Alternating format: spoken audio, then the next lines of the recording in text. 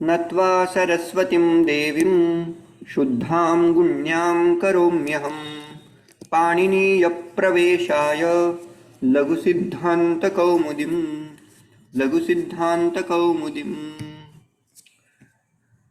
गतासु कक्षासु अस्माभिः विसर्गसन्धिप्रकरणस्य प्रकाराः दृष्टाः। तेषु मुख्यत्वेन सकारादेशः, सकारादेशात् अनन्तरं तस्य सकारस्य अपवादात्मक कानिचन सूत्राणि पठितानि, तेषामेव अनुवर्तनम् अद्य भविष्यति। किन्तु सकारस्य अपवादाः के के भवन्ति तेषां विषये प्रथमतया सकारस्य कुप्वोः अक् अपौ च इति सूत्रेण यदि अग्रे ककारः अथवा खकारः भवति अथवा पकार अथवा फकारः अग्रे वर्तते चेत् तत्र विसर्गस्य विकल्पेन कुप्वोः भवति। नाम किं? जिह्वामूलीयः तथा उपध्मानीय विसर्गः भवति इति अर्थः। ततः विसर्गस्य विसर्गः एव इति एकं, तस्य प्रसिद्धम् उदाहरणम् अस्माभिः पठितं। यशः अहं दर्शयामि, एकवारं स्क्रीन् शेर् करोमि।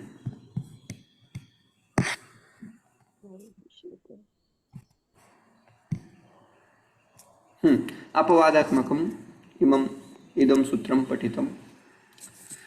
शर् परे विसर्जनीयः। इदं सूत्रं लघुसिद्धान्तकौमुदी मध्ये नास्ति, किन्तु एतत्तु महत्त्वपूर्णम् इति कृत्वा अत्र स्थापितं। शर् परे नाम शर् प्रत्याहारस्थ कश्चन वर्णः अग्रे अस्ति चेत् तत्र विसर्गस्य विसर्ग एव भवेत्। किन्तु शर् परे कीदृशः शर्? यस्यापि परे खर् प्रत्याहारः वर्तते। नाम शर् परक् खर् प्रत्याहारः यदि अग्रे वर्तते चेत् तत्र विसर्गस्य विसर्ग एव। पश्यन्तु, अनेन ज्ञायते। विसर्गस्य अनन्तरं कुप्वोः इति सूत्रं तु अस्ति एव, किन्तु खर् प्रत्याहारस्थ कश्चन वर्णः, any hard consonant, it should be followed by shar. That was first condition, right? Visarga will remain as it is, or visarga will not change into upadhmaniya or jivhamulya. That is the main purpose of this sutra. For example, kshama kshamah, kshamah kshamah. These examples we had already seen, so I will move further. Sakarasya apavadatmakam, exception for sakara. Second sutra, washery. Washery सूत्रं किं वदति? शरि परे सति, नाम गतसूत्रे खर् प्रत्याहार परे सति इति उक्तं, किन्तु कीदृशः खर्? शर् परक् खर् इति उक्तम्।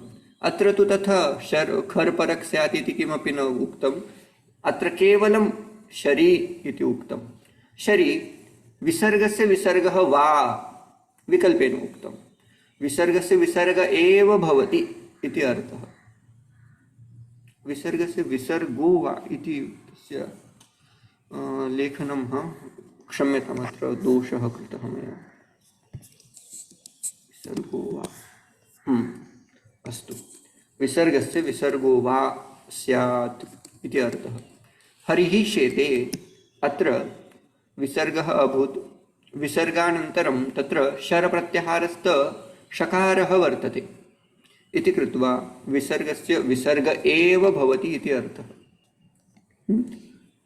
किन्तु एकस्मिन् पक्षे विकल्पेन इति उक्तत्वात् हरिष्येते इति एकस्मिन् पक्षे हरिः शेते, यत्र विसर्गस्य विसर्गः नास्ति तत्र प्रक्रिया अग्रे नेतव्या।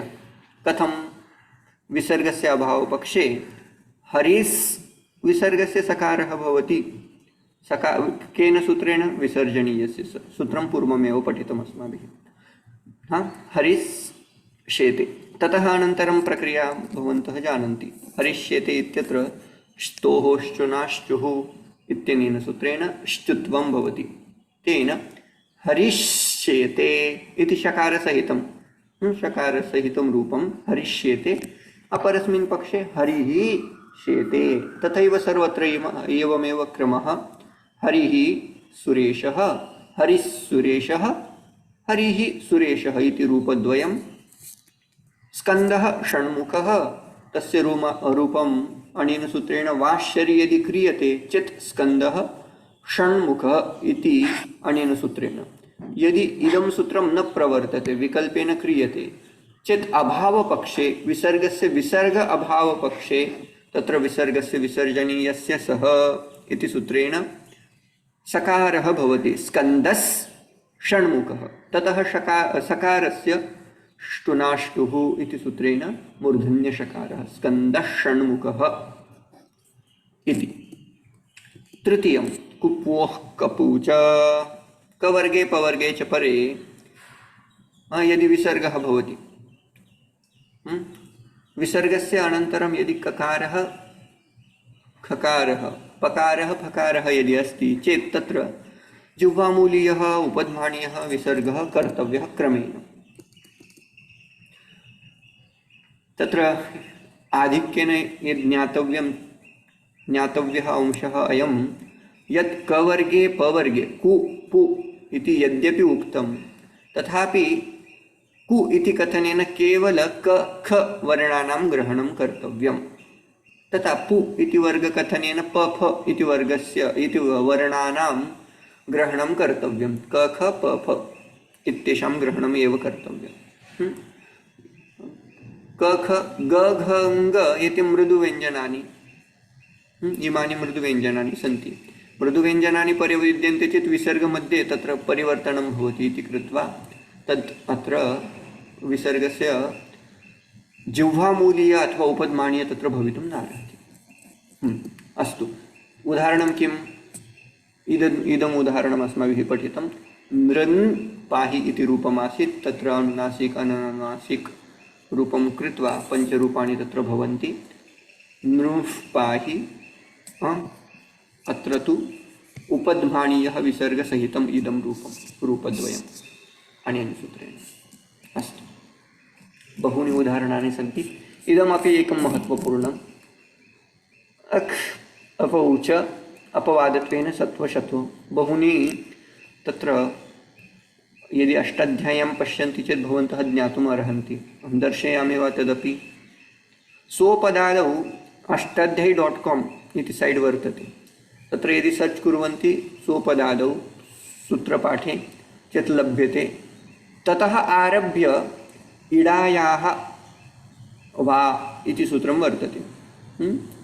अष्टमाध्यायी तृतीयपादस्य 38 सूत्रारभ्य भवन्तः एतावता सर्वं द्रष्टुम् अर्हन्ति। अस्तु, तत्र मुख्यं प्रयोजनम् एतेषां सूत्राणाम् इमम् अस्ति यत्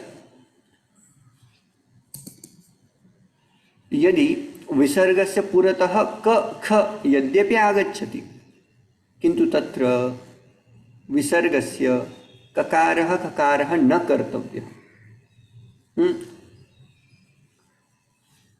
तस्य कृते किमपि विशेषं कार्यं वर्तते वा? सूत्रे एवम् उच्यते, विसर्गात् प्राक् यदि ह्रस्वाकारः अस्ति ततः परं यदि ककारः पकारः आगच्छति चेत् तत्र जिह्वामूलीयः उपध्मानीय विसर्गः न भवति इति तत्र एकं सूत्रं वर्तते।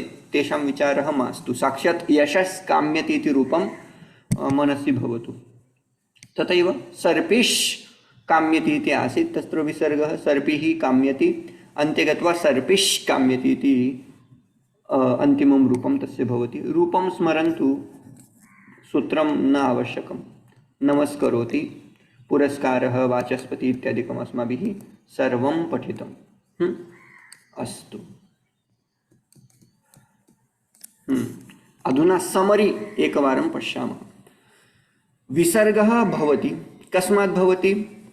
विसर्गस्य कृते कंडीशन द्वयं। रेफः भवति, एकः रेफपक्षात् विसर्गः भवितुम् अर्हति, एकः ऋत्वपक्षात् विसर्गः भवति। तद् मया उक्तमेव पूर्वं। किन्तु विसर्ग यदा भवति, विसर्गात् अनन्तरं किं किं भवति उक्तमासीत्? विसर्गस्य सकारादेशः भवति बाय विसर्जनीयस्य सः। ततः अनन्तरं तत्र विसर्गस्य परिवर्तनं जिह्वामूलीये विसर्गे भवति अथवा उपध्मानीये विसर्गे भवति, तद् अपरः पक्षः। तृतीयः पक्षः विसर्गस्य विसर्ग एव शर्परे इति सूत्रं। ततः अन्तिमः बहूनि सूत्राणि वर्तन्ते किन्तु रूपाणि एव स्मरन्तु। कानि रूपाणि? यशस्काम्यति, सर्पिष्काम्यति, अथवा पुरस्कारः, नमस्करोति, नमस्कारः, बहिष्कारः, तत्र तु शकारसहितं रूपं खलु। हाँ, तानि रूपाणि स्मर्तव्यानि, तावदेव। अधुना एतत्तु भवद्भिः ज्ञातमेव। ससजुषुरोः अनेन ऋत्वं भवति। ऋत्वानन्तरं विसर्गकरणार्थं स्टेप्, प्रथम first step is sasajushruhu. Anywhere you do sakara sahitam rupam, it will change into rakara. Then rakara will change into visarga by kharvasanayor visarjaniya. Then there is a visarjaniyasya saha, then kupuho akapaucha, then sharpare visarjaniyah अथवा वाशरि इति सूत्रं द्वयं तत्र विसर्गस्य विसर्ग एव करोति। तथा अनन्तरं तत्र विशेषसूत्राणि सन्ति, अत्र मया न उल्लिखितानि, यतोहि तेषाम् उल्लेखः, तेषां विस्तारः लघुसिद्धान्तकौमुदी मध्ये नास्ति। अस्तु, अधुना साक्षात् अस्माकं सूत्रं यद् वर्तते वाशरि, तस्य किञ्चित् विस्तारः पश्यामः। सूत्रार्थः वर्तते शरि विसर्गस्य विसर्गो वा। सरलमस्ति। अत्र भवन्तः ज्ञातुम् अर्हन्ति सप्तम्यन्तं पदं किं, षष्ठ्यन्तं पदं किं, प्रथमान्तपदं किम्। अस्य कथम् अर्थः कर्तुं शक्यते? भवन्तः कुर्वन्तु अधुना, सरलं वर्तते।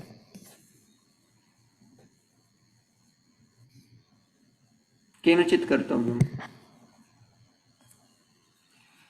शरि परे सति, वदन्तु।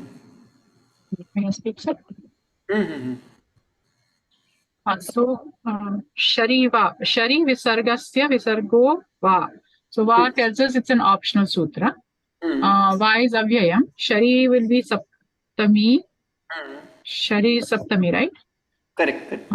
So, and like you just explained, when a visarga is followed by a letter from shar pratyahara, which is sha, sha, sa, then it will optionally remain as a visarga. Is that right, sir? Correct. अत्र राष्ट्रगीतं वर्तते। Oh.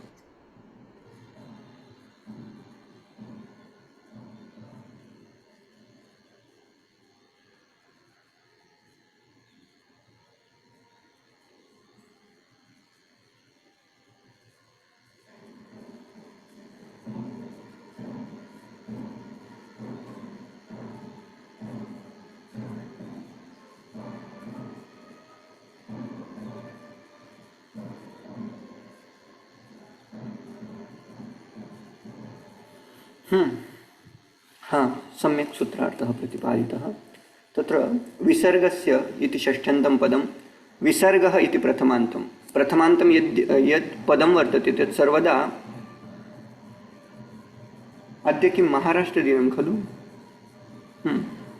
विसर्गः इति प्रथमान्तं यद् पदं वर्तते तत् सर्वदा आदेशः अथवा आगमरूपेण आगच्छति। अत्र आदेशरूपेण भवति। कुत्र करणीयः स आदेशः? सर्वदा एव स्थानौ भवति। स्थानि पदं कया विभक्त्या निर्दिश्यते इति चेत् षष्ठ्या।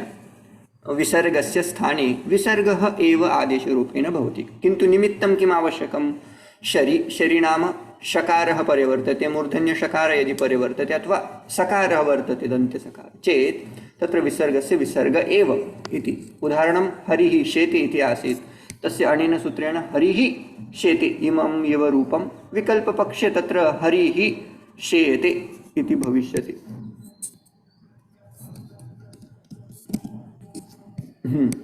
अस्तु, ततः अग्रे सरामः। अधुना क्रमः एवं ससजुषोरुः इति अग्रिमं सूत्रं। ससजुषुरुः अत्रापि भवन्तु पश्यन्तु, पदान्तस्य सस्य सजुषः च रुः स्यात्। अस्यापि अर्थः सरलः एव।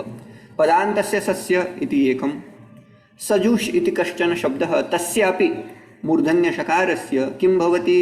रुः। एतेषाम् अर्थः पूर्वमेव दृष्टम्। अधुना अहं लघुसिद्धान्तक्रमं फॉलो कुर्वन् अस्मि। पदान्तस्य सकारस्य तथा सजुःशब्दसम्बन्धीयः मूर्धन्यषकारः तस्य किं भवति? रुः भवति। इदं सामान्यसूत्रम्। अग्रे किं भवेत् तत् किमपि नावश्यकमत्र।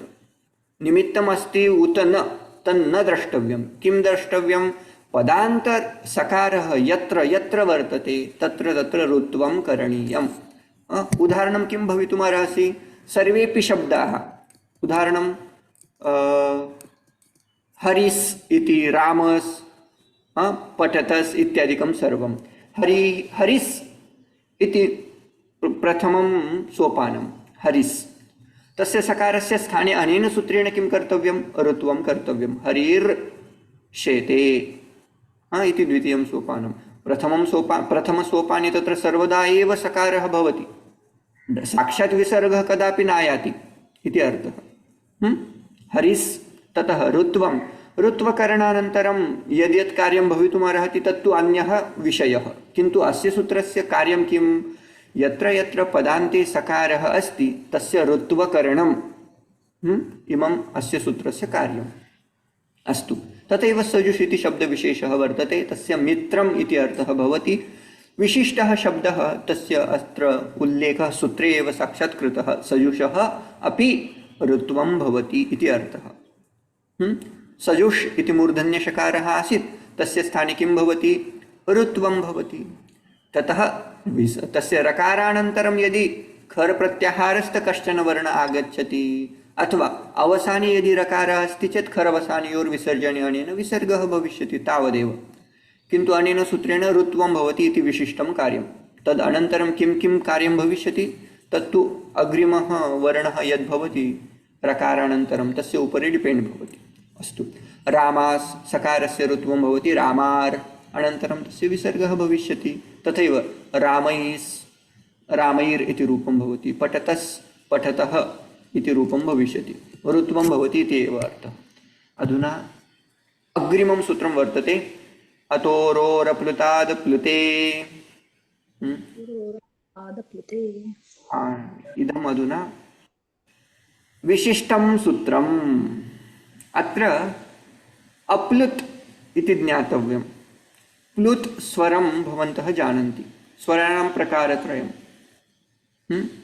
ह्रस्वः, दीर्घः, प्लुतः। ह्रस्व नाम एकमात्रा उच्चारणकालः यस्य सः ह्रस्वः, द्विमात्रिकः दीर्घः।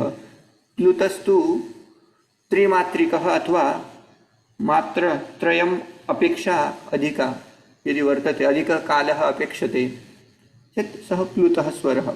एकमात्रो भवेद्-ह्रस्वः, द्विमात्रो दीर्घः उच्यते, त्रिमात्रस्तु प्लुतो ज्ञेयः, व्यञ्जनश्चार्धमात्रकम् इति एकः प्रसिद्धः श्लोकः। तेन त्रिमात्रिकस्तु प्लुतः इति भवति। अस्तु, अत्र विशेषत्वेन सरलपद्धति यदि पद्धतिम् अनुसरामि चेत् कथं ज्ञातव्यम् इमं सूत्रं पश्यन्तु। विसर्गः यदि भवति, विसर्गस्य प्रथम स्टेप् किं? सर्वप्रथमतः यत् पदं वर्तते पदस्य अन्ते सकारः आनेतव्यः, प्रथम सोपानं। सकारस्य गतसूत्रेण किं भवति? ससजुषरुः, अनेन सूत्रेण रु भवति खलु।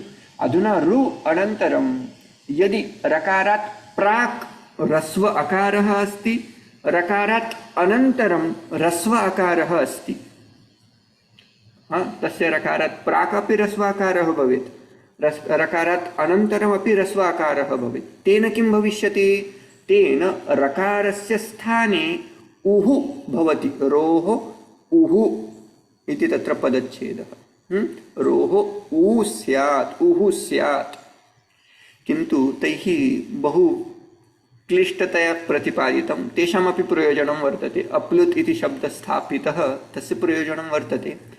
किन्तु सरलतया यदि अवगन्तव्यं चेत् अप्लुतात्, अप्लुत नाम किं?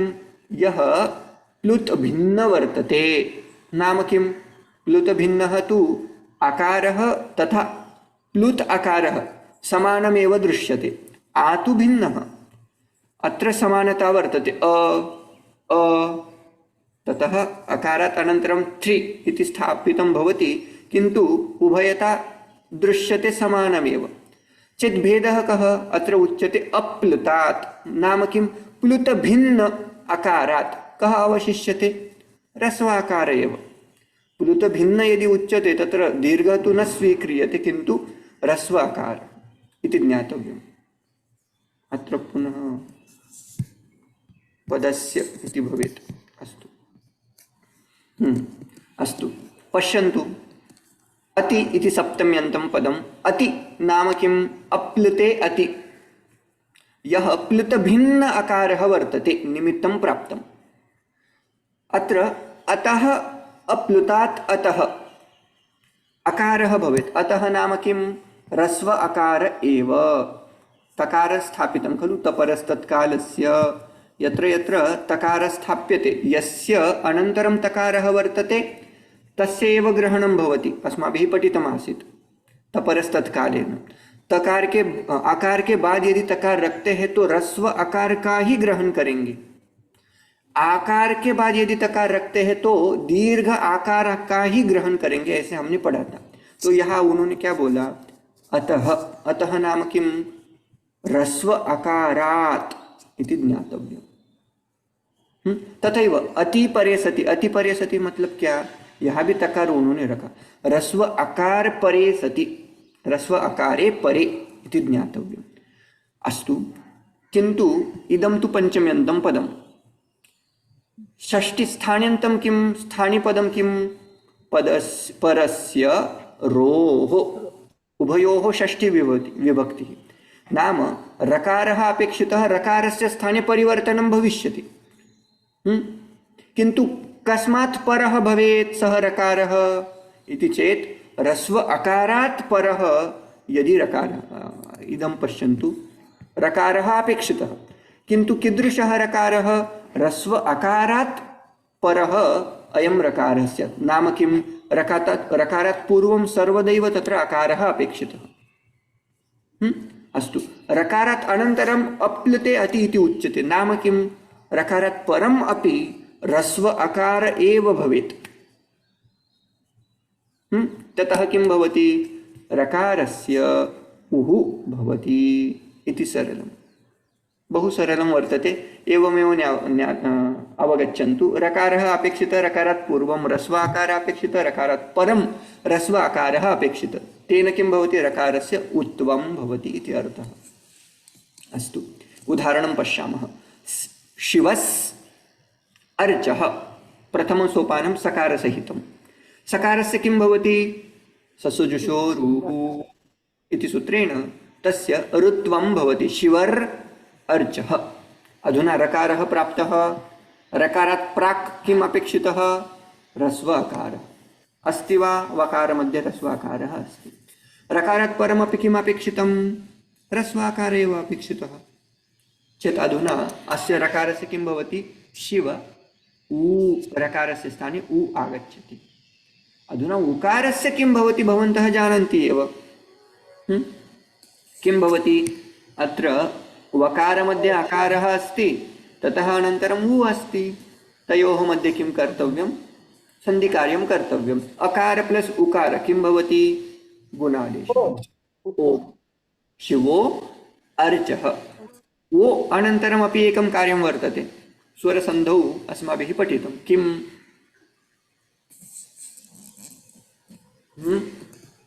एङ्गपदान्तादति शिवोर्चः, इदम् अन्तिमं कार्यं। क्रमः एवमेव। शिवस् सर्वदा यत्र कुत्र अकारान्तशब्दः भवति, रामः, कृष्णः, किमपि नाम यदि वर्तते चेत् तत्र अन्ते सर्वदा सकारः भवति।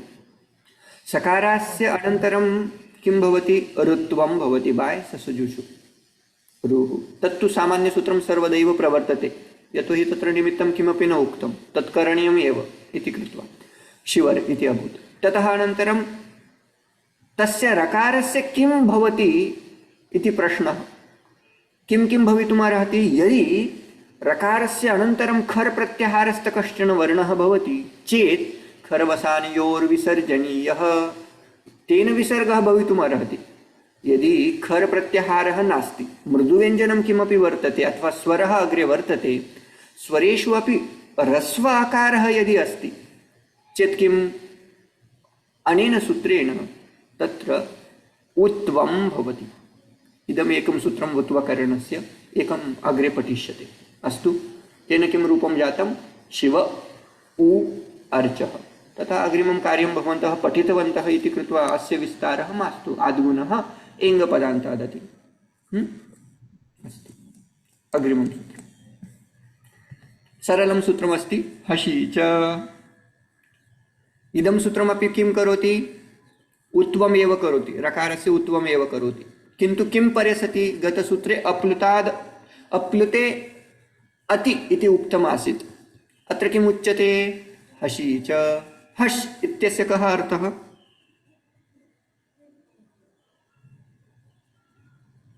हस् हस् इति प्रत्याहारे कीदृशाः वर्णाः आगच्छन्ति?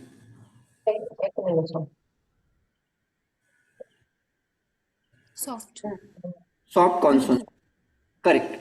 चेत् विसर्गस्य अनन्तरं यदि मृदुव्यञ्जनम् आगच्छति चेत् विसर्गस्य उत्वं भवति इति अस्माभिः पठ्यते स्म। किन्तु तत्र विसर्गः नास्ति वस्तुतः। सकारः सकारस्य ऋत्वम् अस्ति, तस्य रकारस्य उत्वं भवति। अयं क्रमः पश्यन्तु।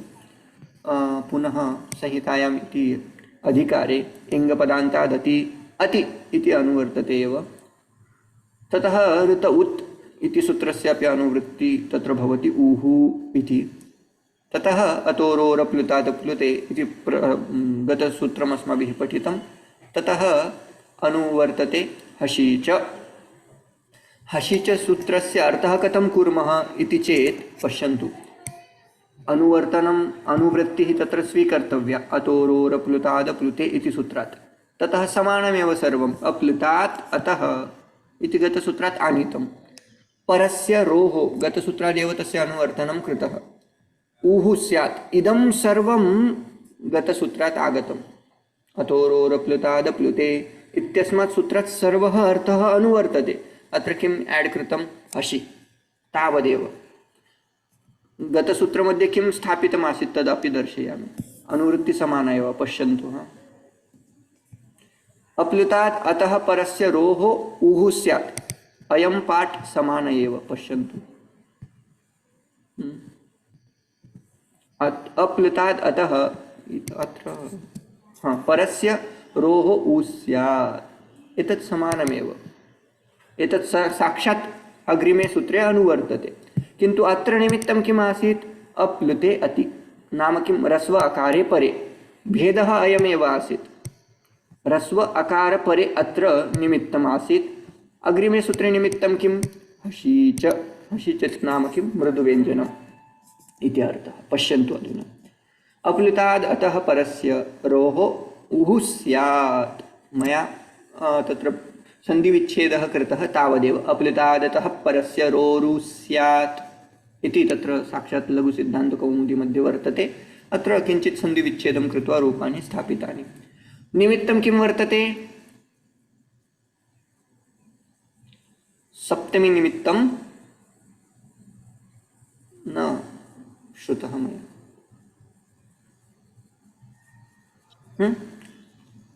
हसि हसि हसि इति निमित्तं, परनिमित्तं वर्तते।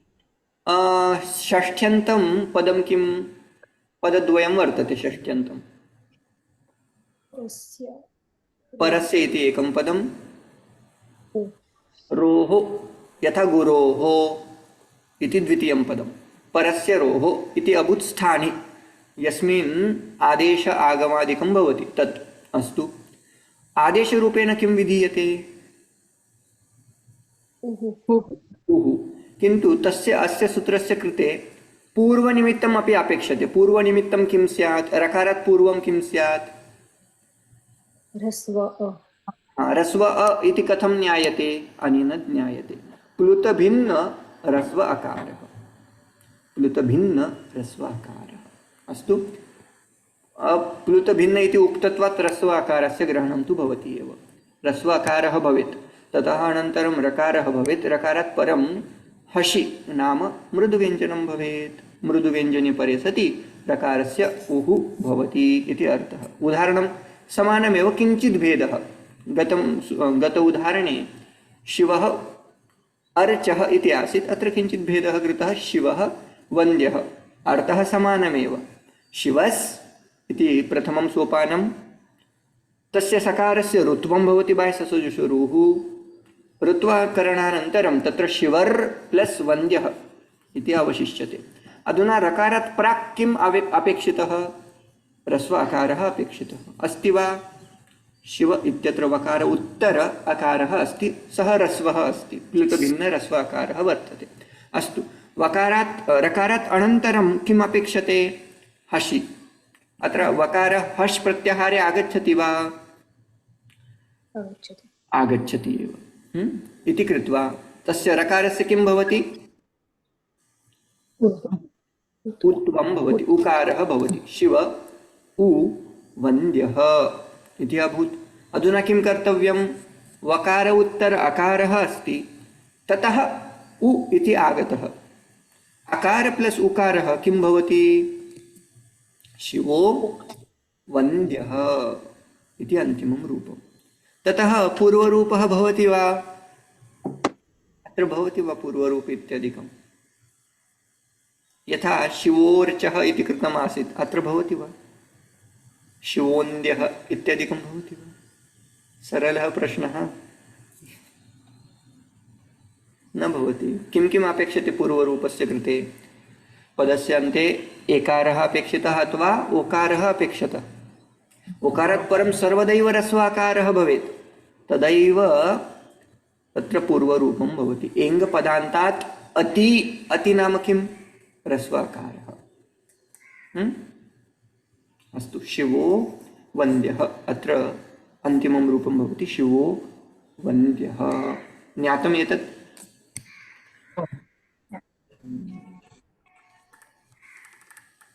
अग्रिमाणि सूत्राणि भवितुम् अर्हन्ति वा? 5 निमेषाः, ट्राय् कुर्मः। भो भगो अघो पूर्वस्य योषि अपूर्वस्य योषि इति सूत्रं वर्तते। विशिष्टं सूत्रं। सूत्रार्थः एवम्।